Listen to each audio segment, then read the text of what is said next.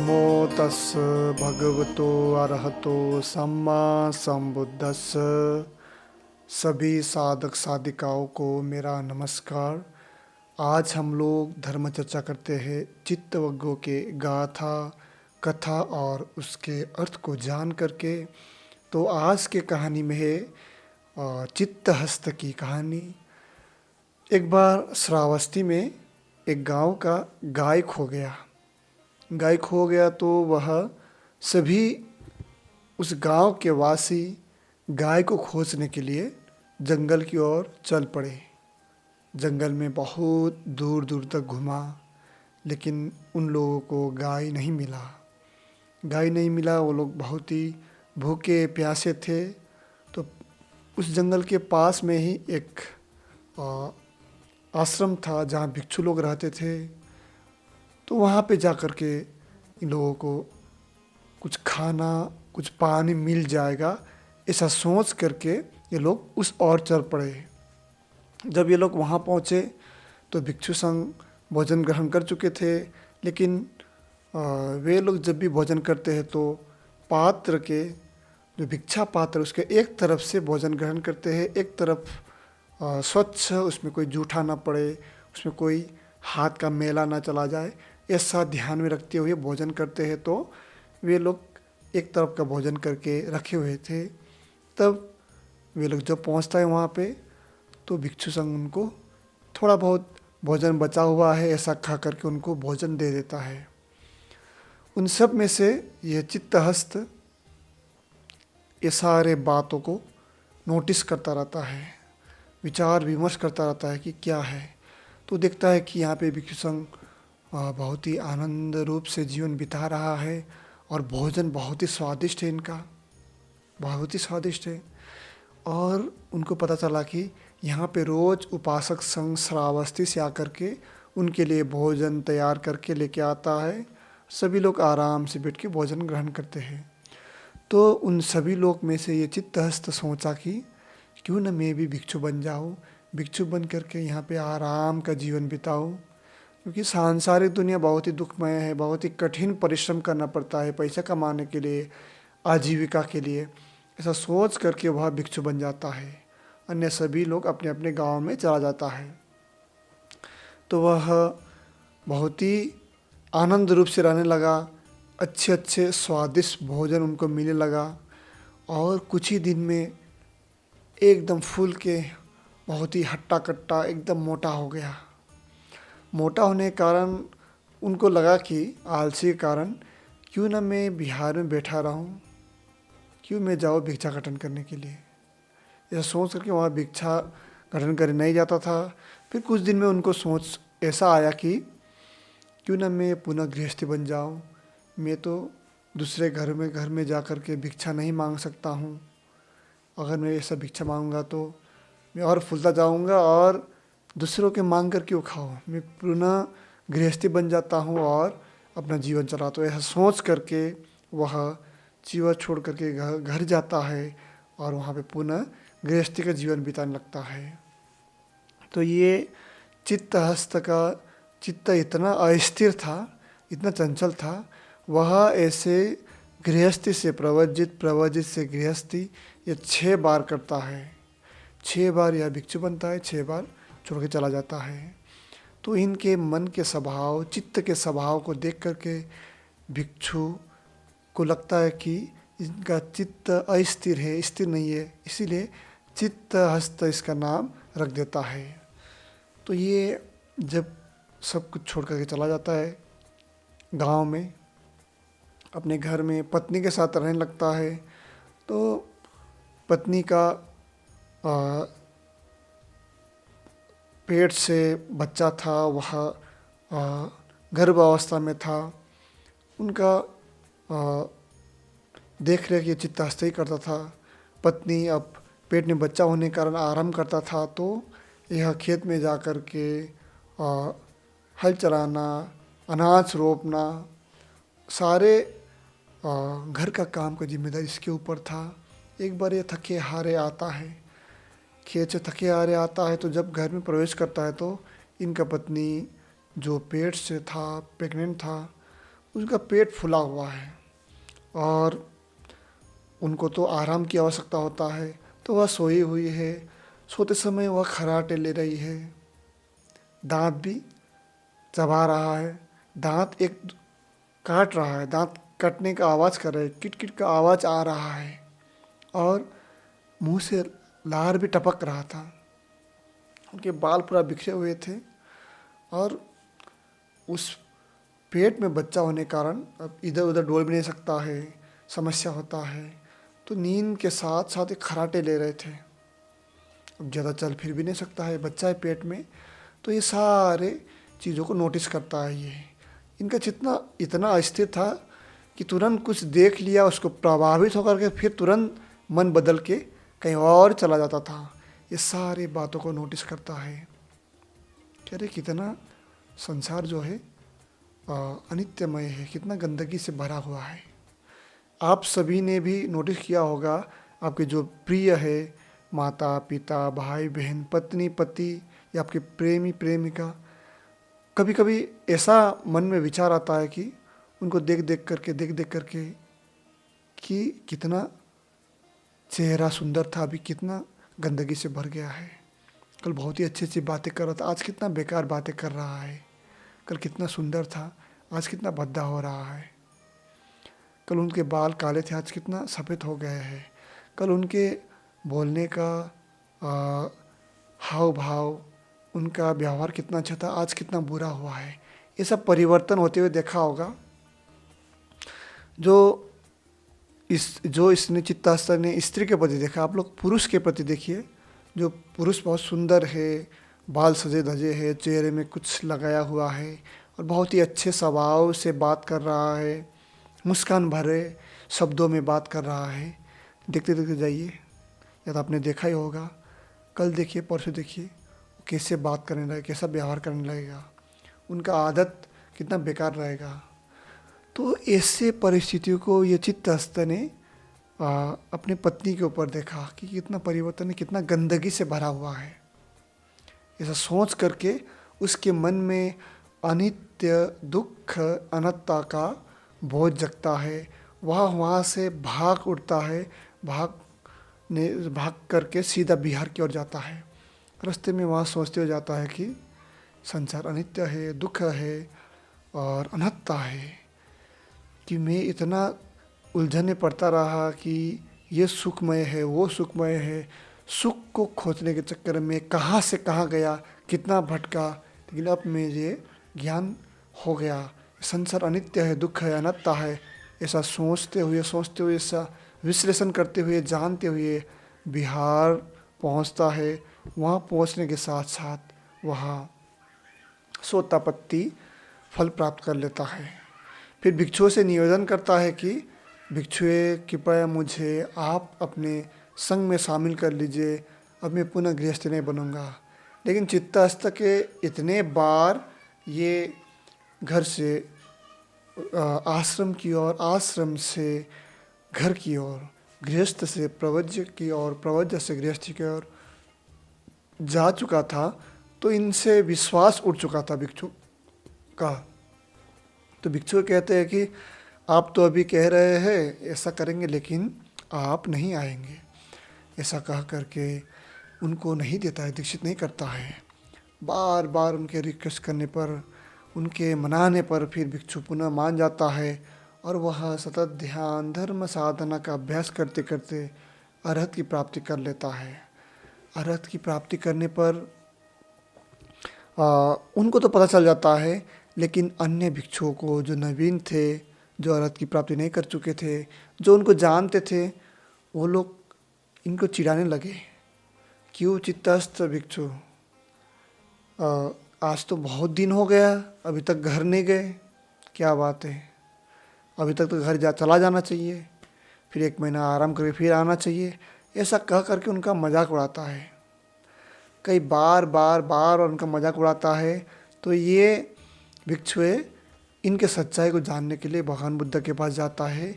क्यों चित्तस्थ इस बार रुक गया, उनके मन में कैसा भाव है धर्म के प्रति, वह क्यों पुनः प्रवजित हो गया और अभी इनकी अवस्था क्या है, ऐसा जानने के लिए चित्तस्थ को और बारे में, चित्तस्थ के बारे में भगवान बुद्ध से कहते हैं। तो ये हम सब ने भी अपने अपने मन को नोटिस किया होगा, मन में कितने विचार खिलते रहते हैं। कई बार सपने भी देखते हैं, सपने में राजा बन गए हैं, या तो बहुत ही पैसे वाले बन गए हैं, या बहुत ही सुख शांतिपूर्ण, बहुत ही आरामदायक जीवन बिताने वाला व्यक्ति बन गया है, लेकिन सुबह उठते हैं तो सपना सारे चकनाचूर हो जाता है। ऐसे ही मन में दिन भर सपने चल रहा है, सोच चल रहा है, चित्त में ऐसे विचार जग रहा है कि मैं ये करूँगा, वो करूँगा, ऐसा खरीदूँगा, ऐसा करूँगा। सोचते हैं लेकिन वो सारे टूट जाता है। फिर उसमें कुछ अभ्यास करते हैं, फिर टूट जाता है। देखते हैं उसमें हम लोग व्यावहारिक रूप से कुछ करने का प्रयास करते हैं, फिर हार जाते हैं। उधर कुछ करने का प्रयास करते हैं, उसमें हार जाते हैं। ऐसा कितने बार हम लोगों ने किया होगा। इसको भी ध्यान में रखते हुए जाइए अपने जीवन में, इसका भी विश्लेषण करते हुए जाइए। चित्त जो है हम लोगों के साथ कितना खिलवाड़ कर रहा है और कहाँ से कहाँ भगा रहा है, दौड़ा रहा है हम लोगों को। तो ये विश्लेषण नहीं करेंगे तो हम लोग भी चित्त हस्त के भांति कहाँ से कहाँ भटकते रहेंगे। और ये जो धर्म के प्रति श्रद्धा ना होने के कारण हम लोग डवाडोल होकर गिर जाएंगे। गृहस्थ हो या सन्यासी हो, जो भी हो, अपने जीवन को ध्यान में रखते हुए आगे बढ़ना है। अब चित्तस्थ शुरू में भोजन के लालच को लेकर के गृहस्थ से सन्यासी बन गया था।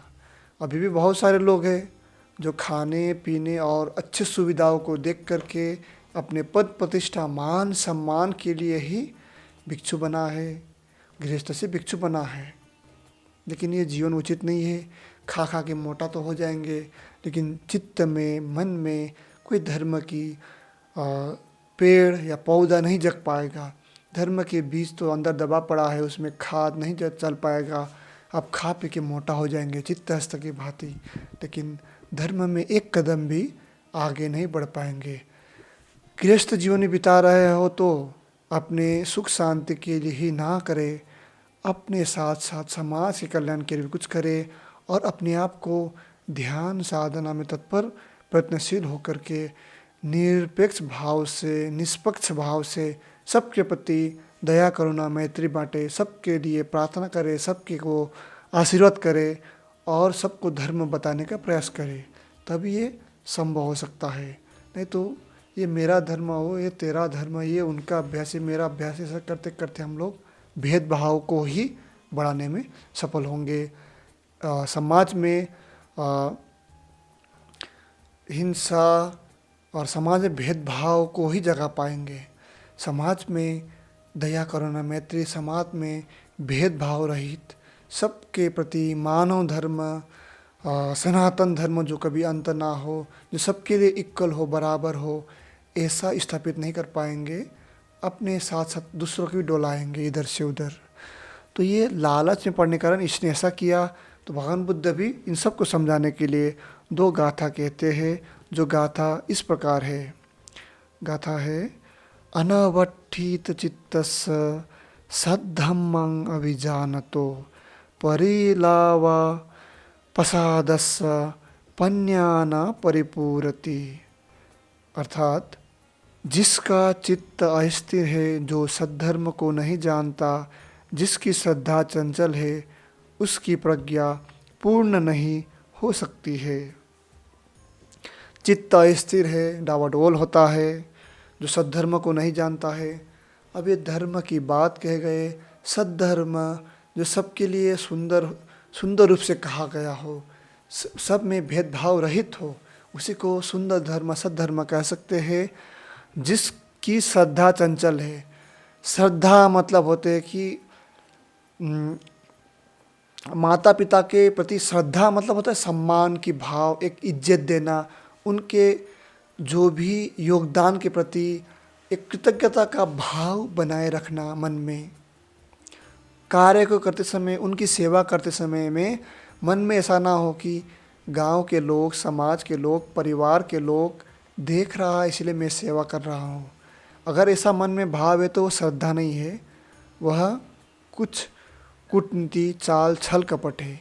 ऐसा नहीं। श्रद्धा मतलब होता है एकदम मन से चित्त से ही, हाँ ये मैं सेवा कर रहा हूँ क्योंकि माता पिता ने मुझे पैदा किया है, तब ये श्रद्धा कहलाएगा।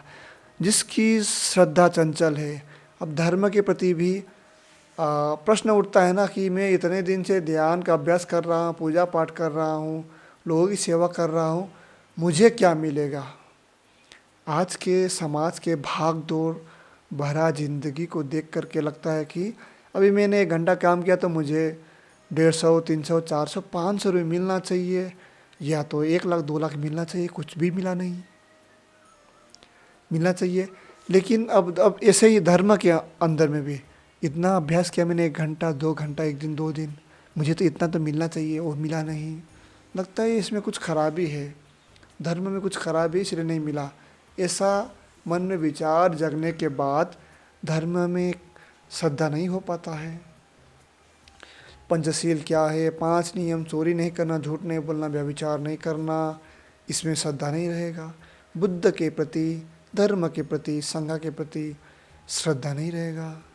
दीप क्यों जलाए, इससे क्या होगा, धूप क्यों जलाए, फूल क्यों चढ़ाए, किसी का सम्मान क्यों करे। फूल चढ़ाना, फूल माला दे करके सम्मान करना, ये शुरू होता है विहारों से, मंदिरों से, धार्मिक स्थलों से, लेकिन ये बढ़ते वहाँ से शुरू होकर के फिर समाज में, फिर घर में ऐसे आता है। तो इनके प्रति भी श्रद्धा नहीं रहेगा, ये होश नहीं रहेगा, समझ नहीं रहेगा, तो ये अंधश्रद्धा ही रहेगा जो डावाडोल होगा। ध्यान क्या, विपस्सना ध्यान के प्रति श्रद्धा हम लोग कैसे रख सकते हैं।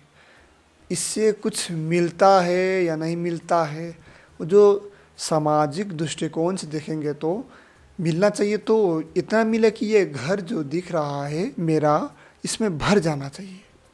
ये बाहर के लोग जो देख रहा है मुझे, वो मुझे सम्मान करे, ऐसा मांग रहता है हम लोगों का। इस दृष्टिकोण से देखेंगे तो हम लोगों को कुछ लाभ नहीं होने वाला है, कुछ लाभ होता भी नहीं है। ये धर्म की दृष्टिकोण से देखेंगे तो ध्यान साधना का अभ्यास से अपने चित्त की गतिविधियों को, अपने मन में होने वाले हलचल को कैसे आप शांत कर पाते हैं, कैसे समझ पाते हैं। जितना पहले की आपकी अवस्था था, आज क्या अवस्था हो गया है, ये समझ पाएंगे। और ये चित्त है, ये प्रकृति है, ये प्रकृति का नियम है। आपने किसी फूल या पेड़ पौधे को, इसके शाखा को काटा होगा, किसी पेड़ के डाल को काटा होगा, जहाँ से आप काटेंगे वहीं से 5-6 छोटे छोटे शाखाएँ और पैदा हो जाता है। गुलाब के फूल को कलम किया जाता है, कलम करने के बाद उसमें से और 2-3 शाखाएँ आ जाता है और वहीं से फूल खिलने लगता है।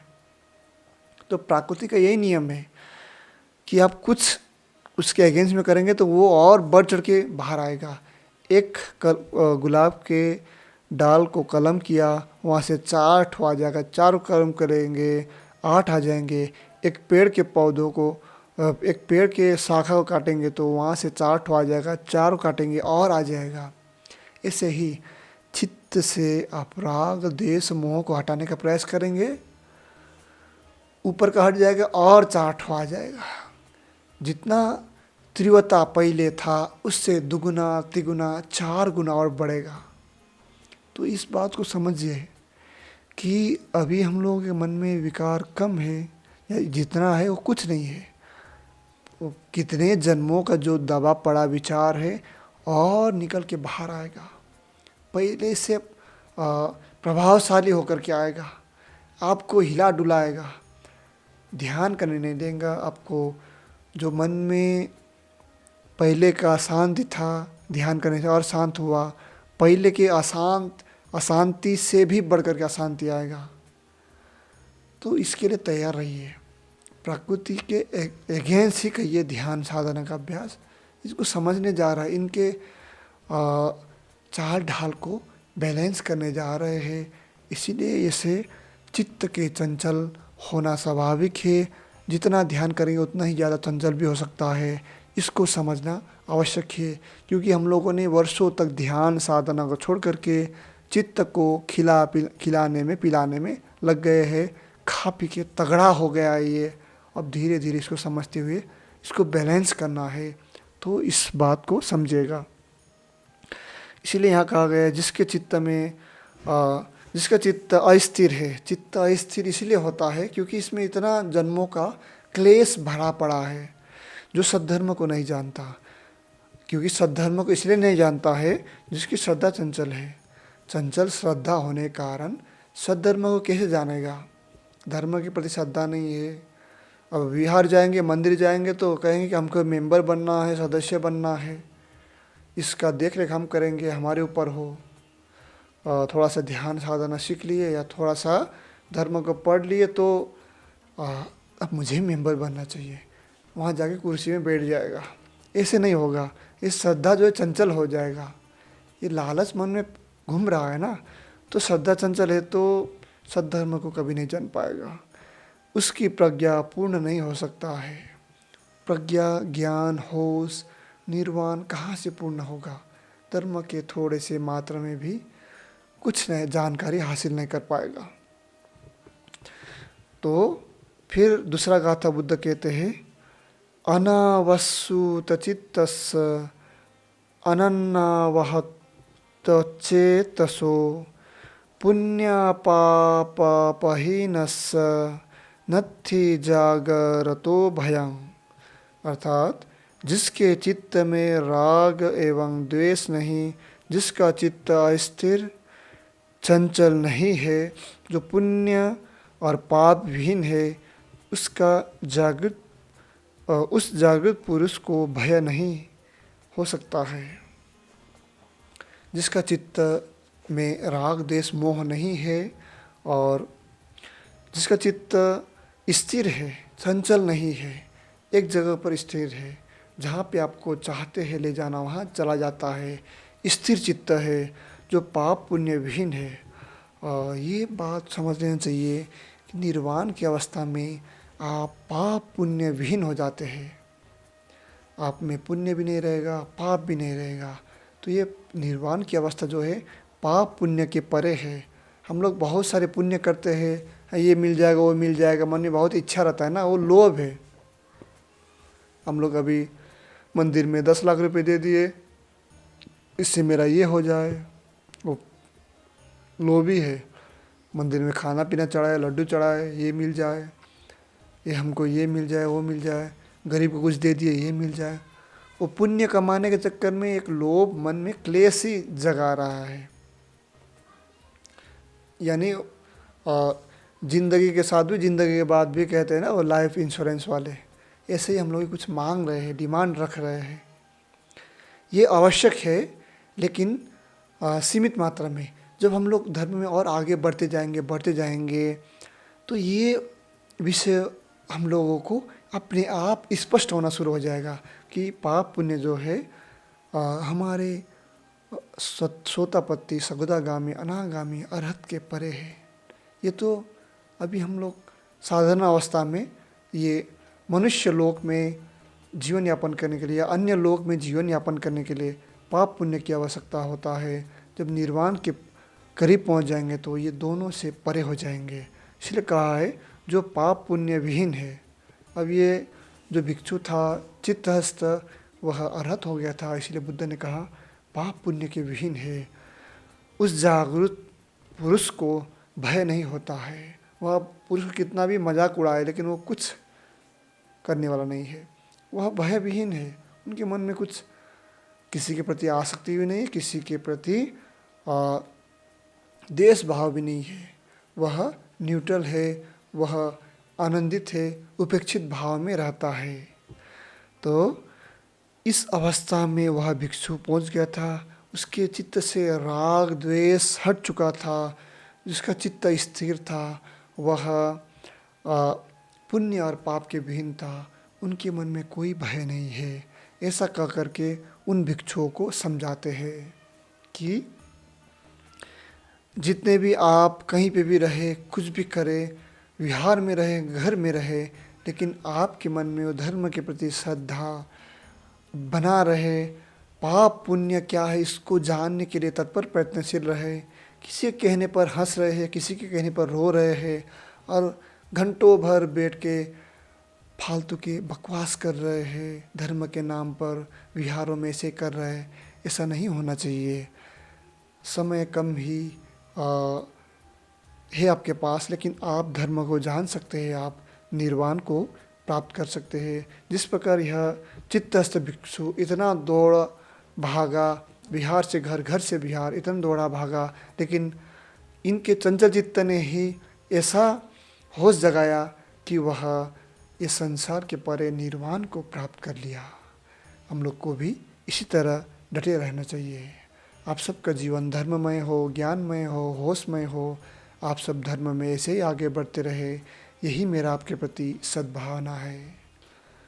सब पापस्य अकरणं कुशलस्य उपसंपदा सचित्त परियोदपनं एतं बुद्धान शासनं। साधु साधु साधु।